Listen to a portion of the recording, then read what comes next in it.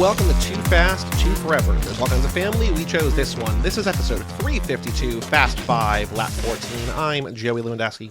I'm Joe, too. This episode is brought to you by the Spiritual Abuse Forum for Education and is a regular meetup in Portland, Oregon for those who have been left or are considered leaving high-demand religious groups. So shout out to safeportland.org.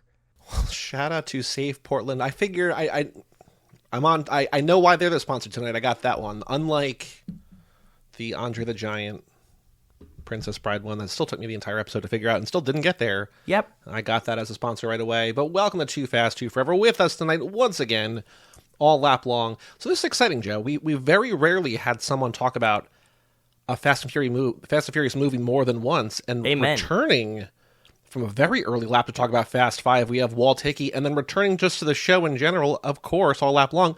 But talking about Fast 5 for the first time with us, we have Kim Bhasin. Hello, gentlemen. Hello. I'm so excited. This has been on my calendar for so long, and I've been looking at it, and I've just been giddy with delight. So, yes. Good. It is time.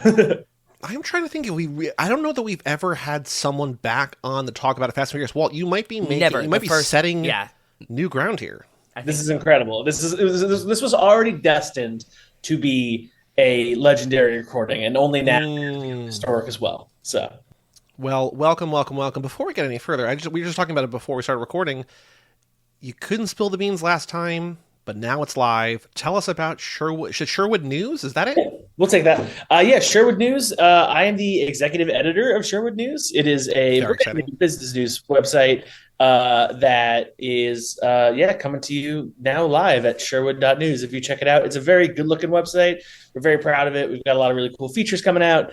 And it is very, very cool to have an opportunity to make something happen in the world and make a new thing. And it has been a real good time since. Yeah, I've got to say, it's a beautiful looking website. It's a good time. Yeah, I mean, it's gorgeous. I like it a lot. It's a lot of fun. I've been largely digesting it through your tweets or posts or whatever they call them now, and also through Numlock. But I don't think I've gone to the website until just now, and it looks like it's mobile ready. It looks like it's desktop ready. Oh, yeah. It's a beautiful thing. You could read this thing on a rock and it still look good. It's a good time, yeah. Honestly, good looking rock, too, probably. Rock. Kim, keep doing what you're doing. Yeah, we're always doing what we're doing. That's what we're here for. So now Fast 5, this is one that Walt was on very early in the show to talk about, but Kim, you have not talked about it yet. I would assume it's one of your favorites, but before we get into the discussion, what was it like watching this time around?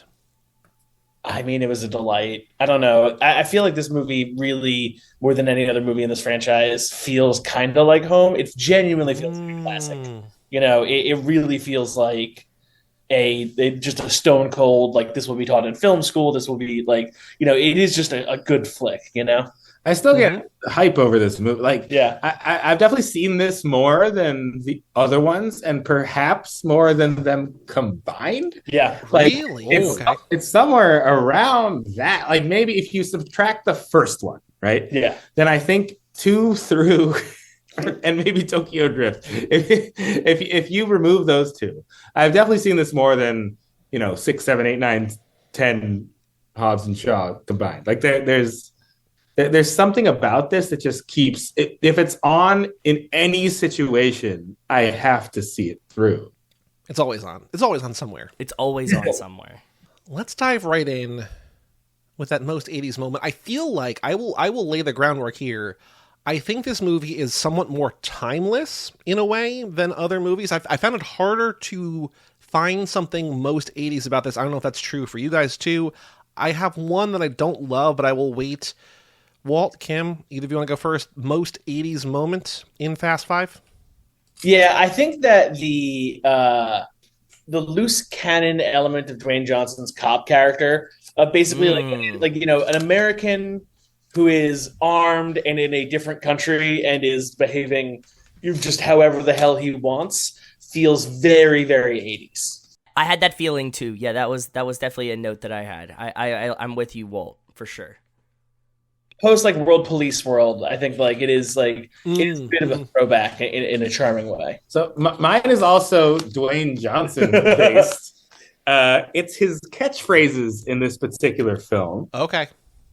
So there's a moment early on where he's talking to his crew and asking about the situation, And, you want the good or bad news first? He says, I like my dessert first.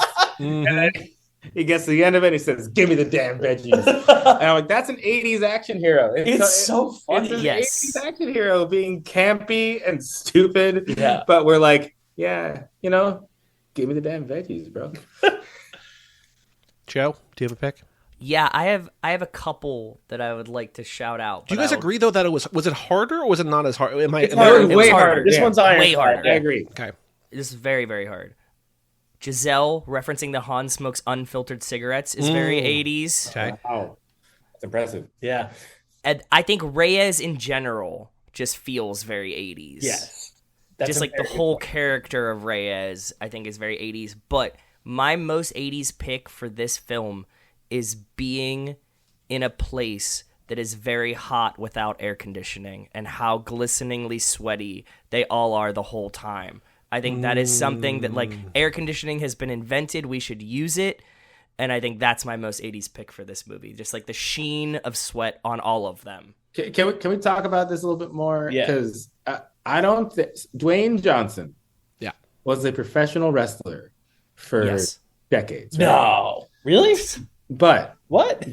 and he would slather himself in baby oil, right, to go out there. Sure, yeah, in front of everybody. Exactly. He has never been wetter than in this particular film. There are beads Yeah. of water just. How does he do that? I don't he looks like someone has poured water on him. Misted prior him. to every Like step. actual mist to get the beating of it. Yeah. Like not even soaking wet. But it's also like probably like, oh, it's actually just propylene glycol. We get it by the dry. Like it's just like, oh man, you're right. He looks real good in this. Real sweaty guy. Real good, yes. Sweaty good. But they're all kind of glisteningly sweaty too. Like even Brian and Mia and like Dom, like all of them have like this Rio sheen of. I like on the them. implication that this movie looks gorgeous. It sounds amazing. It smells terrible. Yes. Well, that's like when I watch a movie like Barry Lyndon, I'm just like, oh, like in the 1700s, like that room must have reeked. Just like a bunch of people in like 8 layers to look fancy playing poker or whatever. I'm like, oh, the smell in that room. Candles alone, like they weren't like paraffin. They were made out of whale juice. Like Yeah, tallow. I wonder though, like, in terms of the sweating, like I wonder, because I know that, this series this franchise more than most others, I think, seems to just throw things at the wall, see what sticks, and then like double down on that. Like, I wonder if they intended him to be this sweaty or if it was kind of a happy accident, because like in Furious 7, when he is stamping documents, he is dripping sweat too. Like, and I wonder, like they're playing into it by that point, but I wonder if he's super, super sweaty here by choice, or he was just sweaty and they leave. I don't, it's like, was it intended? I think they misted him. They it's too much. I think they had like one of those like old school like misting fan type situations that they were just constantly blowing on him when the cameras like weren't directly on.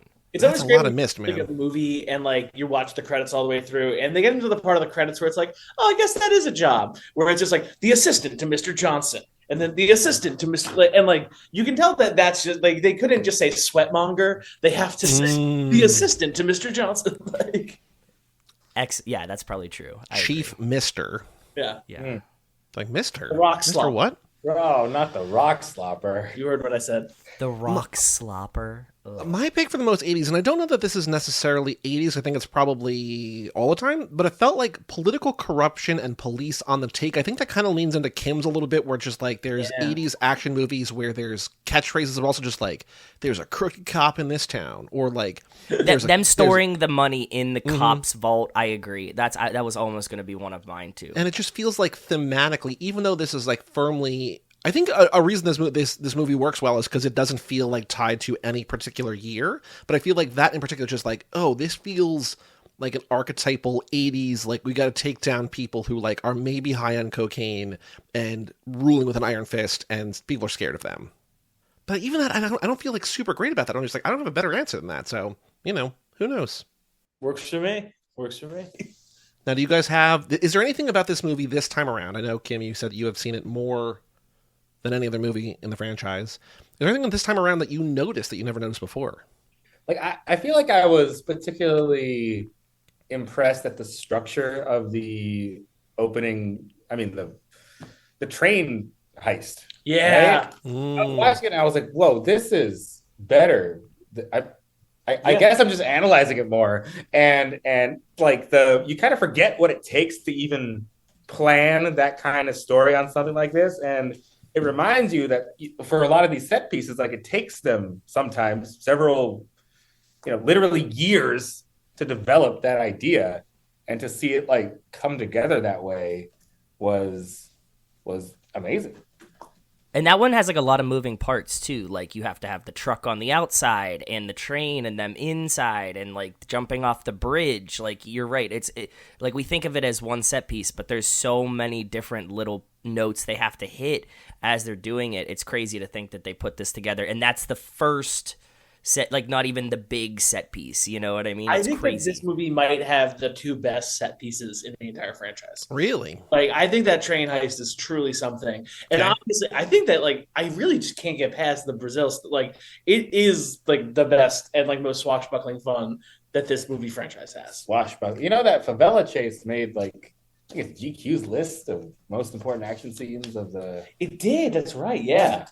Again, I don't know. This movie is just like, it looks like, well directed, but I would also just say like really good, like first unit directed to, stunts, all that. Like there's like a lot of like really interesting moving parts on this one, Yeah, I think that's fair. So I think it's interesting you say it's the best action set piece, because I don't think you're wrong, but I think like specifically in the next movie, they're like, how can we go crazier? Like with the tank on the bridge scene and also the airplane hangar world's longest runway scene. Like, you know what I mean? It's like we did such great action, like how do we get crazier? But it feels like going from very grounded, very dirty, very just like driving through tunnels in 4 to here, it's like, oh yeah, these are big. Yeah. Like that made the news. That was cool. Like the stakes also rise, right? But like there were significantly more deaths immediately in this film. Like there's 3 DEA officers who are killed and a couple of the henchmen. Yeah. And then right after that, like when they go to the favelas and the Rock's crew like mows down 16 people. Yes. Like, they kill a lot of people. Yeah. Is this the highest body count we've seen in the franchise by like an order of magnitude? Like within the first 45 minutes. Like, did anyone die in the first couple? Well, Johnny Tran gets killed. Tran. Jesse gets killed. Allegedly. But it's very, very small amounts. But no of people. passers-by. Yeah. And those are like plot-driven. Like this is a thing that's happening, and that's not just like.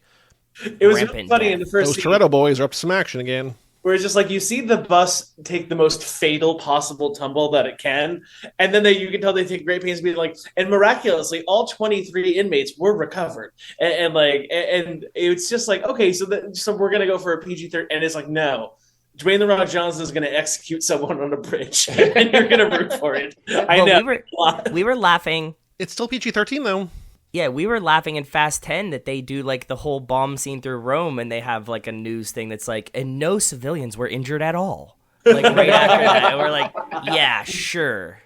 Well, so in the season finale of Icons on Earth, which we watched a couple of weeks ago, they make a point of saying that like to be PG-13 and not R, the only people who can die have to be established as bad guys. Like you can't just have like you can't see somebody die, but it's like DEH.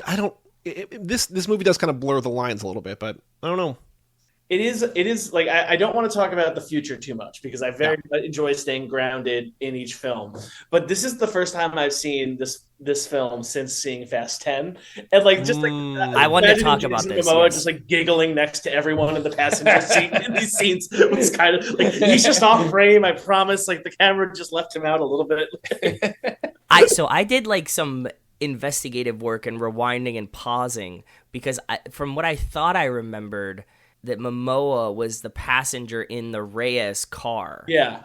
No, he's in a separate car, right? Yeah, because they show an empty passenger seat. But that car, the Reyes car gets hit with Dom's car at the end, and the car that goes off the thing, we never see anybody inside. But that's where he's in because we see him floating in the water. Yeah. Exactly. So, like, for them not giving a shit about what actually makes sense in these things a lot of the time, this one actually kind of does make sense. Like, I can't find logic holes in this one yet, so good on them. I mean, the logical would be not having Jason Momoa exist in this film at the moment. Yes, absolutely true. But I mean, we've seen way, way, way worse. Like Kim, I mean, they like fucked years up by decades. Like nobody knows when anybody died. Like very easy, like home run things that they should have just been like, can somebody just go check what like year it said on like Letty's grave? They don't care. Nope. They absolutely don't care.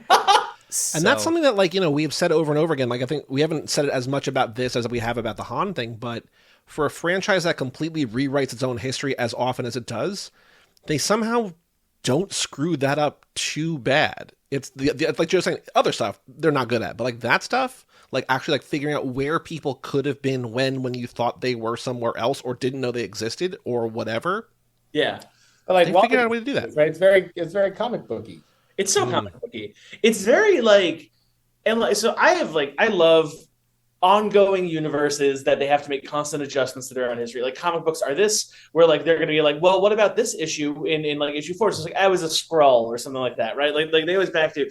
But like I also like, it's one reason I love Star Wars, because it's like, well, George, why is this character, this Wookiee, is over here? And he's just like, well, you know, he was taken in the Gnossian rebellion, and then you keep on digging yourself into holes that you have to dig yourself out of, and it's almost like, you know, the kind of like you eventually build so much that like you can hypothetically have Han Solo's entire schedule between Star Wars and The Empire Strikes Back figured out because there's that many comic issues. And like I just think that like situations where a collaborative team of writers keep on getting into each other's traps is just like really funny. And I think so. I will also say the thing that I noticed in this movie that I hadn't noticed as much before was how prominent Mia is in planning the heist. Like I kind of like, for whatever reason, I know that this was the movie where they make them really, you know, romantic interests and all that kind of stuff. But like, I kind of forget that she's like a player too in the heist. She's one of the heist crew in it. Yeah. And like, is obviously like kind of, you know, doing some more of the like back at home base stuff. But like, I kind of forget that like, it's not just the scene of our two boys, Dom and Brian, talking through who to recruit. She's there too, and like giving ideas, you know? Well, the franchise has not yet decided that she has nothing to do because Brian's not around. Like, Brian's here, like, she can still do stuff. Yeah. Eventually, they're going to be like, Brian's not here. Mia can't do anything. She's not even allowed to be in the movie. Yeah. Yikes. You know what really surprised me this time? And I don't know if we've ever talked about it, because I made a note of just, like, when Hobbs is like, check everything but the space shuttle. I'm just like, you got to think bigger. I'm like, I bet I had this thought before. And yes, I thought that in lap 10. So I have nothing to do. But one thing I don't know if we ever talked about is, it's a little surprising to me that Hobbs does not show up till 21 minutes in. Like, I'm like, this is the movie, like, he's the antagonist, sort of, right? But, like, that's kind of far into the movie. I mean, I understand, like, it's the break into two, like, it's you know, save the cat structure, whatever. Like, it makes sense for him to show up there, but, like, that's kind of late. It's pretty late. That's definitely a good point. I do think that is truly an all-timer entrance. Mm-hmm. Oh, absolutely. They tee it up, too. There's, like, a brief piece of foreshadowing where Brian says the 3 DEA agents are dead. They're going to send in their best. Yeah.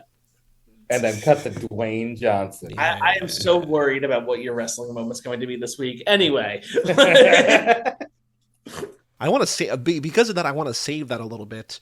But I do think that, like, Hobbs, it is an all-time great entrance. One thing we talked about, you know, there's a sort of a sister show of sorts. There's the Rocky Maivia Picture Show. Our friend Nate Milton hosts a show that's all about the Rock's movies. And we've gone on there to talk about these movies, specifically, you know, within Dwayne's career. He has, like, a ranking system of, like, how good of a role it is. And I remember saying, like, I don't know if this is, like, great Hobbs, because, like, they're still trying to figure it out. But I know, Walt, you don't want to compare to future movies too much, but compared to, like, where Hobbs goes, do you like this kind of grittier, meaner, coppier Hobbs, or do you like the sort of more lighthearted where we will wind up in? I love this. Hobbs and Shaw. I love this guy so much. He's a breath of fresh air. I think he's truly Dwayne's character at this point, but also clearly belongs to the world enough that he feels an obligation to change himself. Like later, Hobbs just becomes Dwayne, and like it kind of becomes like his XP basically within the universe, but like I think that this is a genuine character in a way that you do not tend to see that much. It's so good. There's something about The Rock swearing that I think really hits. Like his like 10th line of the film is "Stay the fuck out of my way," and like it's I don't know in WWE recently, The Rock has been swearing constantly. So he like joined the board of directors of the company, and he's been back in like pro wrestling for a while. And he started swearing, and they just bleep it instead of whatever. And the fans are going nuts when Dwayne Johnson is cursing at people. They love it. Yeah. This is also like this movie's fundamentally critical for Dwayne Johnson. It's the movie. I think it is the movie where he goes from being The Rock to being Dwayne The Rock Johnson, or slightly further. Like you got to remember, this is the best. Like he started acting in like 2000-ish, give or take, and like was doing it for 10 years and was very much like hungry for it, and it wasn't really happening for him that much, right? And then this movie comes and it's like it's his big hit. Everything like it's like you can see it in the role and how he takes it on, where he's like he takes it really seriously. He's not just trying to do his bit because he doesn't have a bit yet, you know? Yeah, I think that's a good point. I think he's still trying to prove that he can do this, right? That he's not just, that he is an entertainer. He's a well-rounded entertainer. It's also the crazy thing about like where he is in 2011, like where he's come from, where he is then, and like where he's going to get to today. Like, what's more of a journey? Like getting to where he is there, or getting to where he is now? Man, I don't know. I mean, like I think. Like, you know, you think about this guy a lot more, I think, than almost anyone else in the world. What's your read on that? The leap from wrestling to acting is the biggest part. And I think so that brings you all the way back to, you know, the Scorpion King and his very, very first roles. It's just a different feel. Like cameras are different from a live audience. And like, he has been acting his whole career. Pro wrestling is also acting. He's playing character. It's not him. The Rock is not Dwayne Johnson. So he's been doing that forever. But to flick that switch to live audience, from live audience to movie cameras is, that's a big step. So obviously he's evolved as an actor throughout that whole time. But that initial leap is such a big one. And so many people fail at it. Who try to move in from sports or whatever, and it just doesn't happen. It does feel like the ones who succeed though wind up in this franchise. I think that's right. Yeah, Jonathan. Pretty much all of them. Yeah. Where's Batista? Right. Yeah, where's Batista? Where's Batista, man? He hates it. We talked about this. He's gonna be the first. They're shitty movies. They're not filmed. I have money on this. Like the first person to win an Academy Award. Yeah, it's Batista. It's not even close. He's got this. Yeah. He's like at this point he's practically due. I'm not even gonna lie. Like, yeah, I agree with you. When is he gonna get that kind of opportunity? I don't know. Blade Runner 2049. So soon. That was like years ago. Yeah, he's got a lot of good stuff. He's great at knocking the cat. I don't know. This is not a Dave Bautista podcast. I like that. No, and it never will be until he's in these movies. Then it definitely will be. While we're on the topic of Hobbs, question for all three of you. In the scene where he bursts into the garage and then he and Dom have their wrestling match where they tumble through walls, he like his big line there is, you know, how mad he is at both Brian and Dom. He's like, Brian, you took the oath for being a cop and you betrayed it. Dom, you almost killed the guy by beating him to death with a wrench. And I was wondering, like, which of those things do you think makes him more mad? That Dom almost killed the guy, or that Brian was a cop that turned his back on being a cop? 100% Brian was a cop that turned his back. If for this character in that moment, he's way more mad about that. Criminals are criminals. He knows that. But Brian going against the law, the oath of the law that he took, has to be the worst. Yeah, I agree with that completely. I don't even think it's close. I don't even think he's that mad. Also, like twice. Brian did it twice. Yeah, I feel like the second time you come around to the idea that maybe this guy ought not be a police officer. Although, really, like that's also, you know, you're talking about foreshadowing before. He's kind of foreshadowing there because by the end of this movie, he will turn his back on being a cop, sort of, and he will, murdering in cold blood, Reyes. I don't know if that's as much of turning his back on being a cop as you say it is. You know, it's not, but you know, I get you. But he also, but he does let them go. He does pull the Brian. He lets the criminals go. Yeah. That is true. But I think that's like a head start, not a let go. Like Brian lets Dom go. He says like I'm coming after your ass, but I'm giving you a head start, which I think is a caveat, like just a hair different. It's definitely, he's an interesting guy. He's a really good, I think that he's an amazing character, and I think he gets more boring as these things go on. But what an entrance, you know? Kim, I think we've waited long enough. What's your most wrestling moment of the movie? Oh, yeah.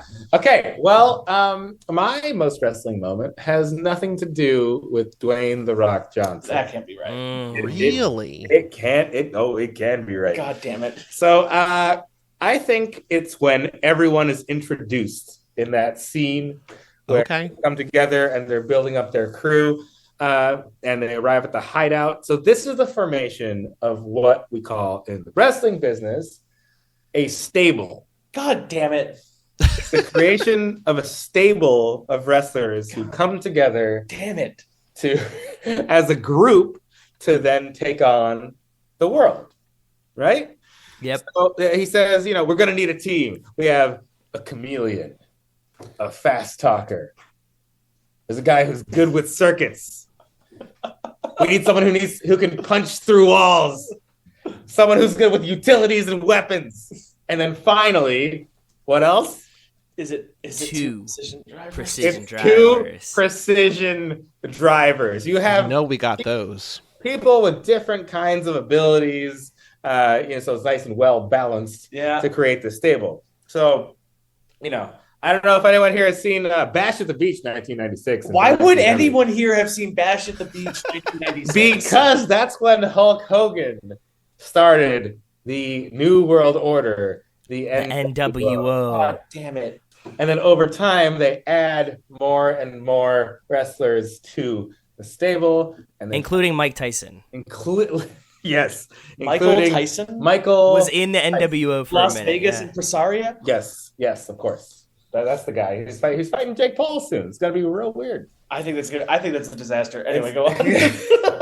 So that is my wrestling moment here. There's beautiful music in the background, and the intros are they're essentially like wrestling intros where they walk out. They literally walk out of the airport. They do.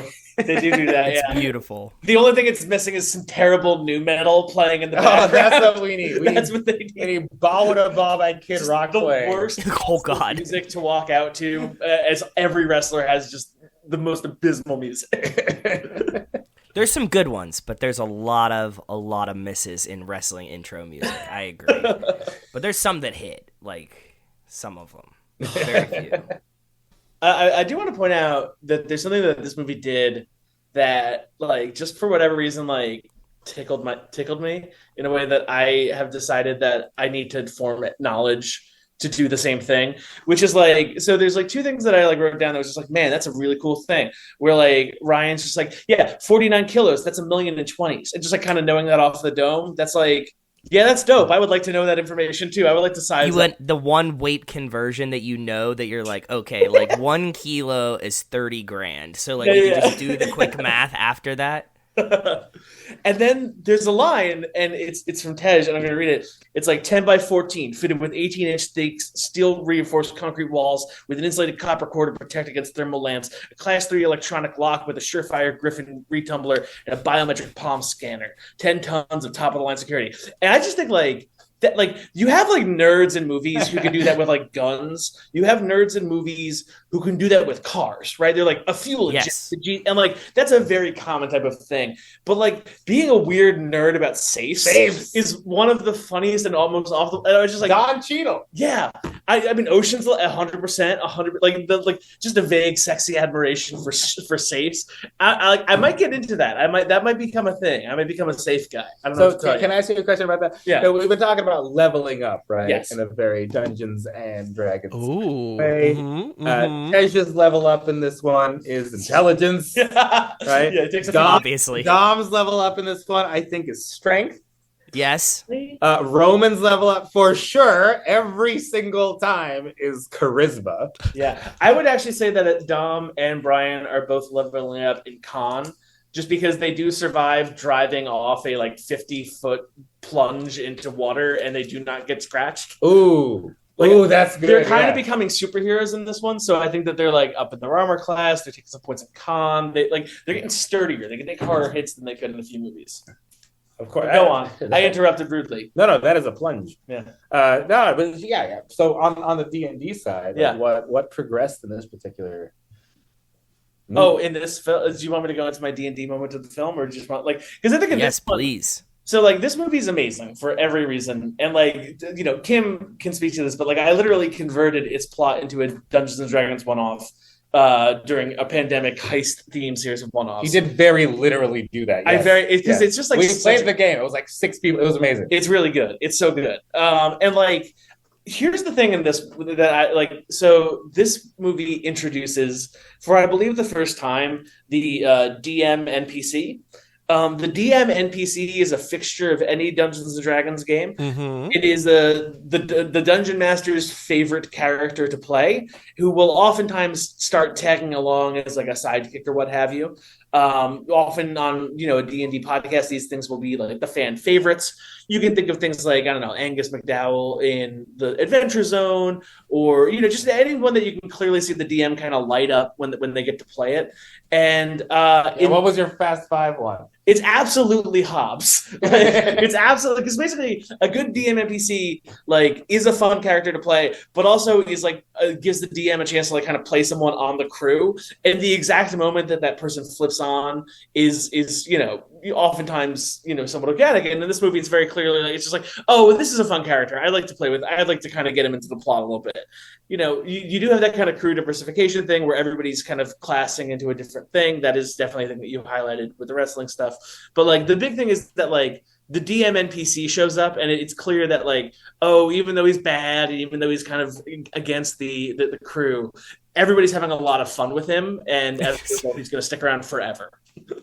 That's awesome. That I had no idea about this, but it makes perfect Yeah, sense. if you saw the Dungeons and Dragons honor amongst thieves last year, the paladin character played by Reggie something or another, he's kind of a DM NPC. He goes in, helps them solve the puzzle. Because if you have a bunch of idiots who can't solve a thing, sometimes you have to send in an NPC to help them.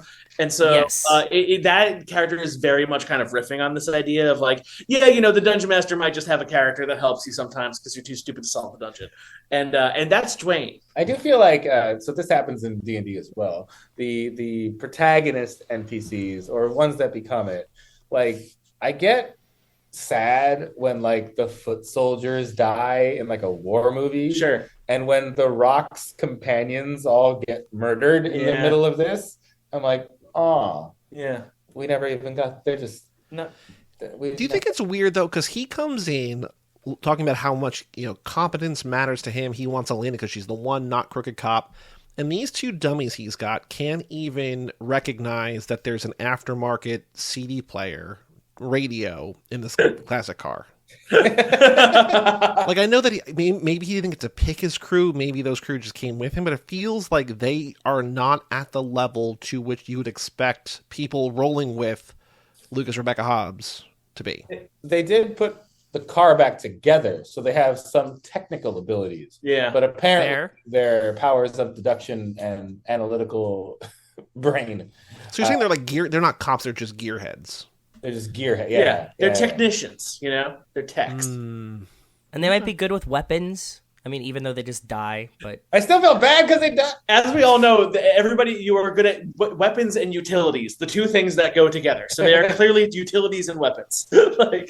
So one thing that I thought about this time around, it's the meme for the franchise's family, but it's kind of remarkable how little family actually is said or talked about in the first handful of movies. It's you can go back and sort of retroactively apply family motifs and stuff to the early movies, but it's not really talked about. Is Mia's pregnancy announcement in this movie the pivot point for family? Is that the moment where Dom's no, family matters? No pun intended. Yeah. That's a good catch. I think because even just the whole Mia thing was very kind of touch and go, and they were very but then when it was then they genuinely became family, kind of is the implication, and I think that is God damn it! You pulled up a chart. I have a chart. I have a chart. All right. I think this might be in my head because of Bloomberg's by the numbers. I think this might be true. There are 5 mentions of family in Fast 5. There are 10 mentions of family in Fast 6, Fast and Furious 6, and then in 7 there are 9 as well. So yeah, it doubles in this one and never goes back. And the mentions of team as well skyrocket in 6 and 7. Speaking of like the family stuff, like them leaving just a bunch of bloody money for the widow of Vince is like kind of funny. And it's very nice, but it is just like, if I came home to a duffel bag full of money in the favela, I would feel very, very frightened. Like, I'm also not entirely clear when Vince was part of the plot, like when Vince was part of the crew, because they mentioned, like we need a fast talker, someone who's good with circuits. They never mentioned, our friend from back then. They don't just bring him into, like, he's not clear on the itinerary of people who are. Oh yeah, I don't think he is. Well, then why does his widow get the money? Because they named the son after Dom. And friends, right? Yeah. Yes. Yeah. He takes care of his godson. Does he? I think he says that, like, you're his godfather. Is that Dom's money then, or are they taking money out of everybody else's pocket to pay off this Vince situation? I think it's specifically Dom's cut. Okay. Goes to... I dig that. That's very cool. Because it says just from Uncle Dom. Like, the note doesn't say from everyone. It's also probably not all of the money. It's probably just no, it's not all of them. It's one bag of the $11 million or something like that. That's right. Yeah. Well, so do you think that's why? Like, so Dom in this movie says one last job, and then do you think he has? Obviously, there's not one last job. Turns out, there's no. Many more movies. Do you think he does keep doing jobs because he gave all of his money to baby Nico, Vince's widow? So there's this book called "You Are What You Watch." Everybody loves it. It's amazing. Everyone should check it. That author's a really smart, but a little full of himself. But he's super smart. I've never heard of that shit before. I think that he's fine. I think he's doing his best. So there's this great book, and so I looked at heist movies to basically figure out what is the like amount of money that is stolen in heist movies, just because it's like a fun question of just being like some heist movies are made over laughably small amounts of money, and some of them are like made over like far too much money. You have movies like Ocean's 11, which are like a famously huge payout for each of the people. I think it's like $25 million a pop. And then this movie with $11 million a pop is like, that's the right amount of money. Because like the answer is that the median heist movie in adjusted like 2018 dollars, back when dollars meant something, is $5 million is how much heists are for. And like I reflected on it and prayed on it and thought about it, and I would definitely do something fucked up in the basement of a casino for $5 million. Yeah, shit. And like $11 million, that's enough forever, right? Well, so here's a question. I read that book. I've talked to that author before. Is the size of this crew, is a 9-person crew big? I mean, obviously Ocean's 11, famously 11 members. 11 seems like the right amount. 9 seems like a lot, though, right? Like it's a lot. It's like most crews, if I recall, are like 4.5 on average. So usually 4 to 5 people. If you imagine, 4 to 5 people, like on average, and then your average total heist usually comes in somewhere around like $22 million. Is like that's like the amount, because then split 4.5 ways. Yep. To $5 million a pop. So there is like that is the amount. So this is a pretty sizable heist, which makes sense because it does kind of become the entire city of Rio versus them. This always cracks me up when I think about Gone in 60 Seconds, because there's like 20 of them. They're stealing 50 cars in one night, and the payout's $200,000. Yeah, like what? Like that's a very bad deal, guys. Don't do that. There's a moment we're talking about heist. There is a moment in this movie where Han says that police stations are designed to keep people in and not out. Yeah, which is a casino. Yeah. It's 100% true. Because in a typical heist, you want to keep the crew small because if one person confesses, the whole crew gets busted. If one person squeals is the terminology within that's rats, the other thing. Finks, whatever. But here, I mean, obviously they're not going to because they're family. I have nothing to confess. Go on. But yeah, because it makes sense to have like a smaller crew, and then also like I would imagine in many heist movies, one or more of those 4.5 people get popped. It's an interesting proposition. I guess I'll just ask this: how much money would you need to steal in a heist to do a heist? Not much. This risky. Like a like driving a safe through Rio risky. Yeah. In a foreign But country. to be clear, you are like one of the you are like Don Omar's character. You are like one of the guys who's just doing some stuff. Okay, I'm literally You're lifting Don something. Omar. Sure, yeah. Okay. But like, kind of one of the gadget guys. You're not like, there's not a huge amount of personal risk. Don Omar, who possibly runs ET. God damn it. God.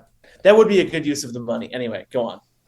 How much would it? I don't. This one felt pretty doomed. Really? Yeah. No. You're fighting like this drug lord that runs the police of in the police an entire station. You are country. fighting a pharmaceutical sales representative with ties to the city fathers. If someone tells me, look, we're gonna latch the safe onto two cars driven by two yeah, Precision how do you bet drivers, against that? and we're gonna drive this through the town, right? Yeah, the city of, sure. of Rio de Janeiro, Of course, yeah. And at some point, we're gonna switch the safe out. Yeah, of course, easy. Right, and then just drive it away in a truck. Yeah, I would say no. It's not gonna work. All right, you guys seem cool. What do you think, Joey? I think that they're pretty much dead on. I think like 10 million is an enticing number. That's the right amount of money. Yeah. Yeah, that's what I mean. Like 5, I'm gonna lean towards what Kim's saying and be like, I think there's a lot of risk here. It makes me nervous. There's the drug lord. There's the police. Everything. The Clearly, tank. there's some crazy nephew that's gonna chase you for 5 Would movies. you trust Dominic Toretto and this heist more than Danny Ocean and his heist? That's good question. That's so. They've both been arrested. They've both gotten out of jail. Yeah. They both have a sibling that doesn't appear until several movies later and is obviously kind of sandwiched in. Sandra, we know what happened. Anyway. Shit, I gotta say Danny. I'm not gonna lie. No, yeah, I would. I lean Danny with you, Walt. I do. Dom plays too fast and loose for me. Yeah. The Ocean's 11 plan seems more bulletproof. To be clear, I don't think that Dom speaks Portuguese. Like, at no point in the film do they... Actually, a quick side question about that. Is this the Fast and Furious movie with the most non-English dialogue? There's a lot of Spanish and a lot of Portuguese in this movie. There's a lot, and I love it. It's actually... it makes it feel like much more of a movie than rather just having the locals speak in, like, accented English. It actually really sells it for me also that there's 2 non-English speaking members of the crew. I just think that that very much feels like some workplaces that I've been in, and it's like it is like just treated very normally, and I kind of love that about it for this movie. I think that it eventually got too successful that they could not put subtitles in a Fast and Furious movie. So we didn't calculate this when we were doing the stats with the Furious years ago, but it would have shown I think it would have shown over time that the movie's certainly become more international and is more multicultural over the course of years. But what I do know is that Fast 5 has 13 hugs. Very important. Just several times more hugs. Are you implying that it's a foreign language to show intimacy to another man? There's 13 hugs in this movie. There's 4 hugs in the previous one. Not more like the Fast and the hugging each other. It's a lot of hugs. Yeah. It's good stuff. Family. It's because they're reuniting. Yeah. I think going back to the Danny Dom thing, I think Danny Ocean has to convince people to do it. So I think he has to be more compelling, more charming, more whatever. I think Dom... They're already like on his side because they're family. Okay, they're like, we ride or die anyways. They were not told the plan. They were just said like, hey, you come to Rio and then we'll steal something. And then they were told the plan and they were like, yeah, cool. Except for Roman. The 11 million changes mind. That's a lot of money. Because I don't know that Dom is a good salesman. We know that Danny Ocean is because he puts together the crew. I don't know that like Dom doesn't have to be a good salesman, so I don't know if he is one. Yeah, I think he's a bad salesman. We saw the state of his auto repair shop, right? And also his cafe. Mm-hmm. Yeah, like if he was a good salesman, it would not look like shit in those facilities. We've spent time in past episodes talking about how this movie kind of pulls the rope-a-dope or whatever, where they're like, Brian, let's go get some cars. And they go down to the race site, and they're like, this is where the race is going to be. Favorite Diogo. Fan favorite. I said out loud because I was making dinner while I was watching that scene. And I'm like, is this fan favorite Diogo? Like I said out loud to myself, to no one. In that actor's bio, they talk about how he plays fan favorite character Diogo. We're like, we didn't even know his name. And we have a podcast about the series. Anyway. Yeah, on like IMDb, he's like fan favorite Fast and the Furious character Diogo. They show that scene, and then they don't show the race, and they just pull back with the cars, right? and we're like, that sucks. It's kind of funny, but it's kind of weird, kind of mean. I never really realized until thinking about it tonight, they do the same goddamn thing at the end of the movie. Yeah. Brian's like, hey, Dom, I want to race again. Dom's like, you think you can beat me this time? And then they look at the cars, and then it's the end of the movie. It's just like, don't do it again. I think it's a good bit. I think it's a good bit for the same reason that like Captain America never actually sang Avengers Assemble until the very final movie is a good bit. I think it's a good bit. I think that any moment that you can kind of head fake them and like, you know, I dig it. It's good. I don't mind. Like, I'm not upset by it. Like, I think the middle thing is kind of like a funny troll job. I appreciate the committing to the bit, the ability to commit to the bit. I don't know. I think, but listen, I think you get enough. You have an incredible car scene in the middle where a remote control car takes a picture of a safe. No. Not that. Not do it for you? Does that not do it for you? Absolutely not. And they use the car thing in 10 again. That's what I was just thinking too. Yeah, that's wild. It is very silly any moment that you can force these gentlemen to drive RC cars in the Fast and Furious movies. Mm-hmm. That is silly, but like using it twice and you're like, okay, but and they link these two movies together. So 10 is just like a copy of 5. Like, I guess we should have really seen it. I mean, I think the previews already told us that like he was Reyes' son and everything like that, but like reusing the remote control car to do again the same movie again. If George Lucas made these movies, he would be like, it's symmetry. It's supposed to rhyme. They it's a saga, and it's a poem. Like, and you know what? He would not be wrong. Yeah, it does rhyme. It is a saga. It is a poem. You know who I really felt bad for? Actually, I have one more note. Who I felt bad for was that guy who is in charge of the warehouse that they jack and they burn the money. Because he's just like, that's not a job he wants to have. That's a job he's forced to have because he has to support his family. These criminals come in to bust his boss. He has to go tell the boss. Then he gets killed in the office. It's like, that poor guy. With like a paperweight. Yeah, brutal. He was just the manager. Yeah, like, what was he supposed to do? I don't know this is going to happen. Like in Breaking Bad, Gus Fring is not murdering the manager of Pollos Hermanos. He knows it's part of the thing, right? If something like that happens. Reyes is a little bit, off the handle. He has an unconventional management style and is a go-getter in the pharmaceutical business. I don't see what the problem is here. Just because we kind of talked about it when we were doing this past minute, if you guys remember, at the end of Too Fast, they we ain't hungry no more, and they show the money, and Roman says, I think I'm going to stay here and open a garage. Mm-hmm. And that's his dream of the money. Mm-hmm. And in this movie, the whole bit is that like when Tej gets the money, he wants to open a garage, and he's like, that's the stupidest idea you could ever have. Mm-hmm. Yeah. So what do you think has changed fundamentally with Roman, that he has this whole like turn that like a garage was his dream 10 years ago? It's just like, is it like the 11 million? Is it his bigger personality now? Like, what has caused him to frown upon the dream of simple life? Maybe he started a garage and it went really badly. Yeah. Ooh. Oh. We never thought about that. Now he's just bitter about it. Yep. So I want That's a stupid fucking idea. Why would you do that? That's a really okay. I like that, Kim. I think that could be headcanon. Yeah. That Roman at one point had a fail. He took the money from Miami, had a failed garage, and now he's bitter. That's perfect. It's unenviable. Just put it in stocks. If you put $11 million in stocks Of stolen drug money. allegedly, like, I don't know.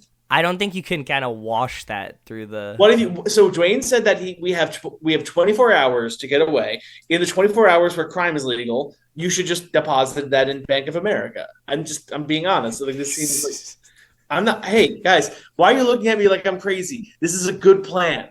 Dwayne has announced a purge is occurring. You can do whatever you want for 24 hours, and then and only then will I hunt you. I don't think he said he can do whatever you want. Just go to the Bank of America in Brazil. The ATM, just like one stack of hundreds at a time. 50 bills only. 50 bills only.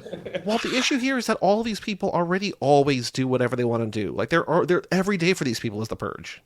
Yeah, you're right. But what a good flick. I will also, I mean, like, I do think we have to talk about it, but like Danza Kuduro is a really good song. Oh, it's so good. It's the absolute best way to Every end this wedding movie. forever.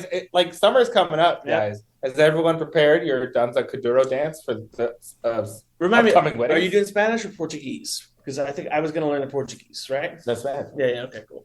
So yeah, no, it's the best song. I think it beats like the whatever the Raindrops Prelude at the end of Ocean's 11 is, which is obviously the pure film of this. But it is like the best ending of a heist montage song that you could ever ask for, and I don't know, it's a really good tune, Banger. What was the Bieber one, Joey, that we always were like, this feels like a Fast and Furious? Despacito. Yeah, Despacito. We were like, how did they never use Despacito if we had Danza Kuduro in these? Like, Well, even like when Fate of the Furious, not again to get ahead of ourselves, but when they open with like that shot of like the Cuban waters, whatever, like put that, like, it was the summer of Despacito, just put it in there, just different song. yeah. Joe, any other thoughts? Any other notes? Anything else about Fast Five? no, I brought all mine up or mixed them in my brother. Kim, Walt, anything else? I got two very brief ones. Dom tells Brian to go walk it off. Has anyone ever told you that? Walk it off. In your life? Like, hey, walk it off. No. And second, when Vince says, where's Letty, Dom? Where's Letty? Did this movie come out before or after season 1 of The Wire? Well, After. Oh, the whole almost the entire Wire aired before any of these movies, almost. Okay, so I'm like, I mean, Vin, Where Wallace at string, yeah. there is Wallace that string. yeah. No, we've thought that before. You're right there with us. But no, I got nothing else. I just in again that really good book I was reading. It's there, like this was one of the first movies that when I had the technology to strap like monitoring technology to my body to figure out like what was going on in my nervous system when I watched a movie. This I believe was like the second movie after Jaws that I watched, just because I wanted to see what this movie can just kind of do to a human mind watching it. And like it was actually like a really important one for me doing that, because I kind of expected that a lot of action movies would just be like, okay, your body gets really interested and the galvanic skin response gets really elevated whenever it's an exciting chase or whenever it's an exciting like explosion or whatever, it's like a really thrilling moment. But like when I looked at it and, even after aggregating it across a lot of people, like the moments that really lock people in and that people really, are most, attuned to, watching, most intense about, the strongest emotional moments in the movie are when they get the crew together and when they get away with it. And like, that was just really cool for me to kind of see, like, it isn't just like, it's got to be the car chases, it's got to be the explosions, it's got to be the action. It is like, no, the moment of like people coming together and people getting away with something cool is really what makes movies. And like, so this movie was very cool for me for that part. Love it. That is really cool. Like, humans are real people. Yeah. And you just didn't want to see the biggest explosion that we can see. Yeah, and like the action movies only mean something because of the people who are involved in the action, right? You have to be invested in the characters. Yep, that's really cool. That is really cool. There's a car that flies into a train car during that initial train chase. And I don't know if you know this about Walter and I. Oh, God. But we have been working on a train car, renovating it in the Catskill Mountains. Yes. Really? A long time. It is one of the most insane things we've ever done. We will have updates, I promise. Yeah, so I know how much trains cost. Yes. And that hurt a little bit. I was like, oh, that train car. Oh, hey, you would think it buffs out. It doesn't buff out. It doesn't buff out at all. You can't really buff it. It's made out of steel from the 40s. Anyway, no. Well, what if you had 4 different guys who owned garages? You think they could buff it out? Yeah, absolutely. That's easy. Absolutely. That's an insane tidbit you just dropped on us. No, why did you buy a train car? I have so many more questions. Yeah, we were like, okay, wrapping it up. We have a train car in the Catskills that we rebuild. Here's what I would like. What? I want you guys to share one small detail about it every episode. I don't want to know a lot because I want to string this out. Right. One little detail. So we have most wrestling moment, most D&D moment, Walton Kim's train fact. Yeah. Deal. Cool. Yeah. We already dropped. I think debuted just now. Debut train fact, yeah. Mm-hmm. Next time. The fact that it exists that's is insane. A crazy fact in and of itself. Maybe next What do time we I'm need to running buy, this Joey? We need to buy like a fake garage or something. So we can just Yo. permanently be renovating and never. I mean, you guys are Never gonna open. succeed. Just renovate. Yeah, but I mean, like we could just be like, yeah, we're just You we just have hang this out there garage. holding wrenches. That's what you do. You never actually do Exactly. much. You just tighten things and loosen them, and then occasionally Yeah. you come by and you're like, "Nice ride." Well, look, if we have like a garage like Han has in Tokyo Drift, a movie that we will watch eventually, we could just like play video games or play like mahjong or whatever they're playing upstairs. You know what I mean? Like I don't have to true. hold a wrench. I can just like hang out, do Party. other garage stuff. It's a clubhouse. I want to go to the Exactly. mahjong game in the garage. That sounds great. Mhm. Is that your like small business of choice? Like if you were to open a storefront of some kind, Mhm. would you pick garage over? / clubhouse. It's Gotta be it's slash gotta be clubhouse. clubhouse. Gotta be clubhouse. Like, there's an ongoing Magic the Gathering tournament upstairs. Exactly. That's fine. Yeah, exactly. I'm down with that. I think, in terms of that kind of, like, I would rather run like a Toretto's Marketing Cafe kind of thing where you could still hang out like that. You know what I mean? Like in the back room at the counter. Nobody's shopping there. Mine's always the shittiest dive bar, like the most unwelcoming dive bar. Because then you're just like at a bar by yourself, and that's my dream. Not bad. That's a good time. Just I be dig left that. alone. Yeah.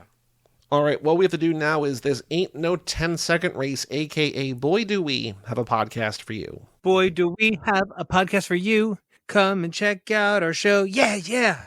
This is where we go on twitter.com, a.k.a. X, a.k.a. the Everything app, and we find any tweet about these movies, about the franchise, about the actors, and we respond to them as our account. Let's review last episode. I found Steve Rydell at Hood Internet. Kids today don't want Tickle Me Elmo or Beyblades or Juju Pets. They want the Toretto house from Fast and Furious, with a picture of the thing from the little toy, the diecast. And we said, no toy box is complete without the Toretto house. Boy, do we have a podcast for you. It got 2 likes, but from Randy and Aaron, so no points from me, unfortunately. Joe, you found Hector J. Tabora at What the Hector, who was quote tweeting Justin Lin being eyed to direct Spider-Man 4. And Hector said, this is why I hate Marvel movie fans. Comments shitting on Justin Lin when Fast and Furious 3 to 6 show stronger technical merit from him than Watts has in 3 films. Not to mention Star Trek Beyond was fun, and this dude can really film action sequences. We said, as giant Justin Lin fans, we couldn't agree more. Hector, boy, do we have a podcast for you. It got a like from Aaron, so no points. Now, Walt, you found famous birthdays. At Famous Birthdays. Fast and Furious premiered on this day 15 years ago, and we said, damn straight it did. Guess who's still talking about it episode after episode? Birthday, do we have a podcast for you? Got 3 likes from Randy, Aaron, and Jason, but they all are members of our Patreon, of our family. No points. And then, Kim, you found David at DMuma20, who was quote tweeting Dragon Ball Z's heroes learn to drive. And David said, she's fast, she's furious, she's Dom Toretto's newest ally. In the ongoing crisis that only drag racing and family can resolve this fall, it's Fast and the Furious Z.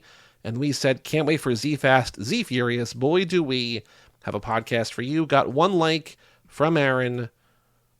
Nothing. Now, Kim, you sent me one for tonight. Can you please hit us with your tweet for this evening? Yeah, shooting high today. It's Shea Serrano, and he tweeted, calling a challenge and it resulting in you losing the ball is the Dominic Toretto, I live my life a quarter mile at a time thing that has ever happened. Laughy face, laughy face, laughy face, laughy face, laughy face, laughy face, laughy face, laughy face. Mm-hmm. And how do you want to respond to Mr. Shea Serrano? Let's tell Shay we all live a quarter mile at a time. Boy. Do we have a podcast for you? Mm-hmm. Joe, Walt, you have one? Yes, I have one. Mine is from Jenny Omega at Go G0 Away Heat. It's a quote tweet to a question from somebody else that says, can a movie be good without a good screenplay? Jenny Omega quote tweets that and goes, I can point to 5 or 6 Fast and Furious movies. I want to reply, we kind of like the screenplays too, Jenny. Girl, do we have a podcast for you? Right? I kind of like the screenplays too. I don't think the screenplays are bad. They're just silly.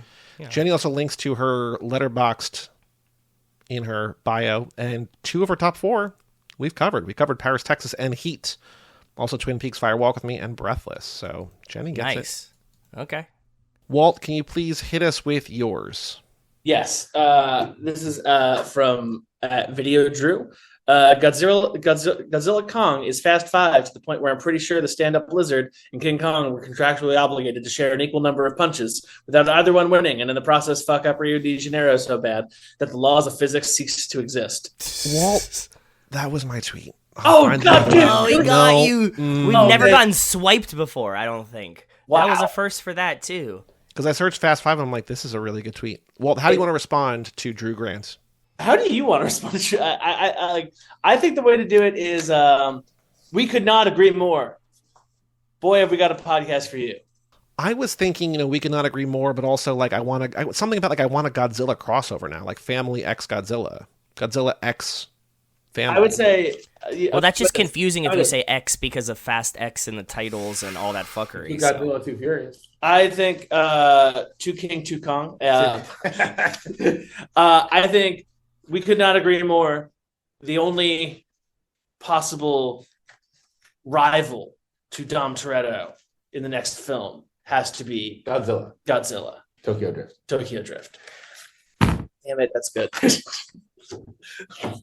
I will share if they name the final movie Fast and Furious presents Godzilla: Tokyo Drift. How they combine the Nightmare on Elm Street and the Freddy franchise eventually? Yes. That's just what this is gonna be. They're gonna start rolling them up. We always think that. We're Transformers is right there. It's so close. I've been waiting so long for any movie, anywhere, anything to have some Tokyo Drift branding. Yeah? Anything. Imagine if anything was called Tokyo Drift. You would lose your mind. And probably buy it or see it or whatever. Yeah, I agree. Doesn't matter what it is. You guys should come to Sherwood News, Tokyo Drift. Okay, here's the backup one I found. It's from Grace Seegers at Grace_Seegers. Fast 5 is still the pinnacle of Fast and Furious movies. There have been other good ones, but Fast 5 is easily the best one. This tweet brought to you by watching cable TV in a hotel room. That's a good one. And I want to say something, I'm trying to think of the wording about, you found this on TV? Something about, how rare of an occurrence that is. Boy, do a podcast for you. Working on a little bit. But while I think about that, once again, gentlemen, thank you so very much for joining us this evening. Yes, thank you, boys. Thank you. I was going to say we've reached the halfway point of our journey together, but we haven't because we haven't done Tokyo. We've seen 4 of 11 movies. Oh my God. We barely have reached the third way mark. That's great. Okay, well, hey, by the way, this is going great. Thank you so much for having us. I'm glad you're still enjoying it and don't regret this immediately. Nope, not at all. So now, Walt, please hit us again with a plug for Sherwood News and whatever else you got going on. Book, maybe you mentioned a book earlier. I don't know if you know the author. I don't know what's going on, but yeah, that guy's kind of a dick. I'm not going to promote the book. You Are What You Watch, available wherever books are sold and at your public library, which I recently learned pays more money for books than people do, so you should check it out at a library too. Yes, I got that. Numlock is my newsletter, and then Sherwood is the site that I'm the executive editor of, and you should check out Sherwood News. Is it just Sherwood or SherwoodNews.com? What's the address? It's Sherwood.news, and okay. Yeah, check it out. It's a good time. Really proud of some of the stuff that we're putting out there. It's a very fun opportunity to put some really cool and exciting features out into the world about some really fascinating things going on, and I'm having a blast. So check it out. Kim? I recently flew out to Paris to do a story about Nike, the sneaker company, and they had one of their most high stakes product launches in years. And they're resetting a bunch of their business lines right now with new products. So if you want to check that out, go to Bloomberg.com and read up. This is the coolest life I've ever heard of. Just every time Kim talks, he just is like, "Oh yeah, I was just doing the dopest thing ever." That's it's really annoying, especially when he announces what his plans are. He's like, "Yeah, I'm going to go to Dubai and probably just do a quick story on playing cards or something." That was Italy. God damn it, that makes it worse. It's insane. I love it. It makes me so happy every time I hear this. I'm like, I know someone that has the coolest job in the world. It's not me. It's not me. It's not me, but I know of that person and that job. Yeah.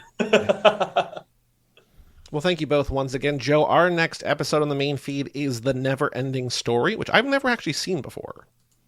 I can't remember how long ago I've seen it, as a small child. I've seen Stranger Things talk about it, but I've not seen this movie. But before then, our patrons will get a bonus episode of Repo Man. Justin Kliman's pick of Repo Man coming out on Monday, April 29th. Good movie. Good episode. Fun episode. Yeah, it was. Yeah. And then, of course, Walt and Kim will be back in 3 weeks to talk about Fast and Furious 6, which will be very exciting. But for all things Too Fast, Too Forever, go to cageclub.me, facebook.com/TooFastTooForever, or at TooFastTooForever on every platform. Email us, family@cageclub.me. We'll read it in 2 weeks on Life in the Fast Lane. Check out our Patreon page at TooFastTooForever.com and our store at cageclub.me/shop, and come back next week, as I said, for The Never Ending Story. I'm Joey Lewandowski. I'm Joe, too. And that was Walt, Hickey, and Kim Bhasin. We will tell you all about it when we see you again.